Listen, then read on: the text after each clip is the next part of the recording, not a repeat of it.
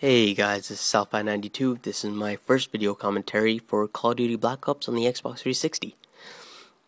I'm playing Hardcore Team Deathmatch on the map Summit, and I'm using the Galil with a Reflex Sight with custom crosshairs. It's the 4 up, down, left, right crosshairs. The perks I'm using are, I believe, Ghost, Sleight of Hand Pro, and I'm also using Second Chance Pro, which unfortunately I never really benefit from in this entire film.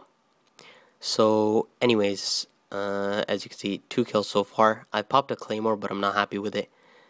In a second I'm going to go back and change it up so it's in a decent position. I believe, here we go. Yep, I just changed it.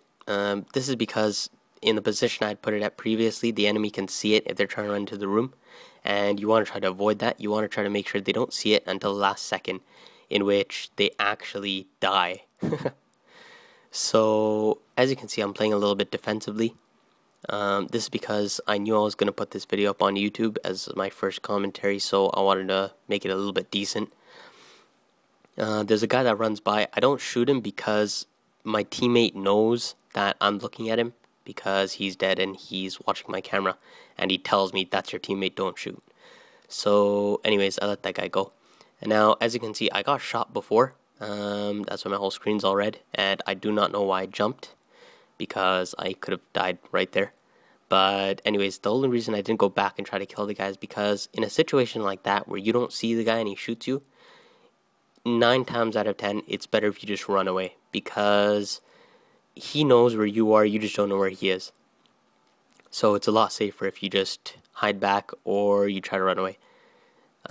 So there we go, I've got my chopper gunner now.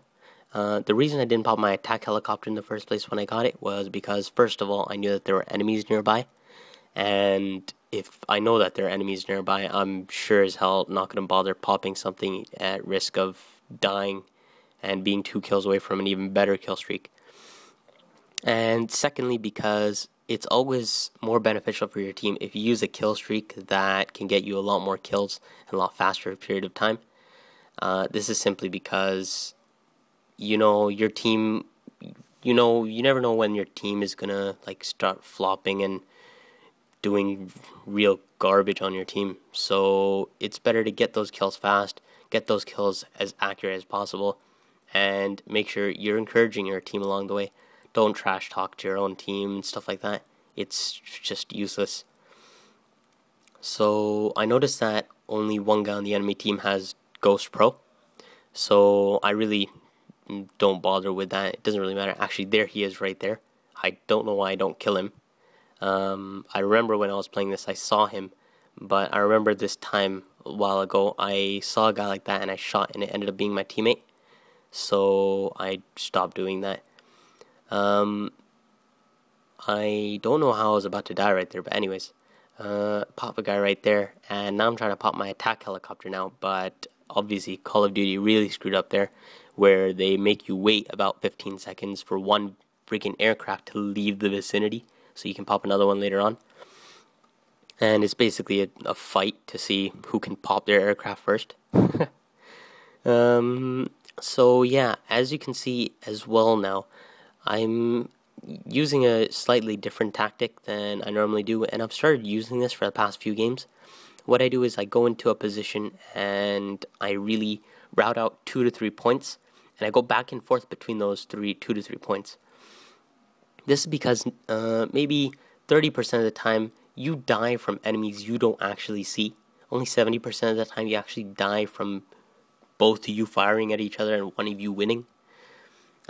So what happens with this is that if you backtrack your steps, you're probably going to catch someone off guard, and especially with Sleight of Hand Pro, it really benefits you to have the slightly faster edge on being able to kill the guy, like right there. But I actually died from my own teammate's Claymore. I don't know how that worked. Maybe that guy walked in front of it and it blew me up, but anyways.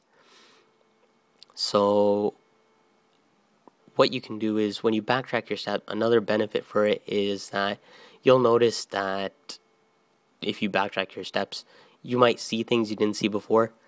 you know, maybe a target jammer or a claymore in a location you didn't see before, which sort of implies that there's an enemy near you now, so you better be very, very, very cautious. What this does is it'll heighten your senses for anything that happens, any grenades that pop, any grenades that even get thrown. You'll be able to like hear them because that's what you're paying attention to now. So it's very helpful if you do it. So now right here you're going to see this one guy. He pops a claymore and he just waits to get killed, knowing that his claymore is going to kill at least one guy. And I think playing like that is completely useless because, number one, you won't benefit your team like that, you know, getting a 1 kill for 1 death sort of thing. And secondly, how do you play a game like that? Like, you just pop a claymore and sit there. How do you do that? How do campers do that? I don't know. Maybe in the comments below you guys can put why you guys love camping so much, and then I can ignore you on, I don't know, COD, never add you to our friends list. So yeah. Anyways, as I continue, I play pretty precautiously. I sort of look at the areas enemies are bound to pop out of. Right here you see a little trick I do. Pop a flash grenade and go around the other side and nuke the guy. I do get a couple really lousy deaths. As you can see, that one guy that went for 1 kill, 1 death with his claymore. Now these guys right here, I don't even know how they got up there. Maybe you guys can put a video response on how exactly to get the heck up there. But I actually saw 2 teammates get up there. Not of mine, on the enemies, but still, that's really weird. So again, you can see I popped my care package here. This is because I just killed 2 enemies that were sort of on the other side of the map, which implies that that's where they spawn from. For the exception of that guy.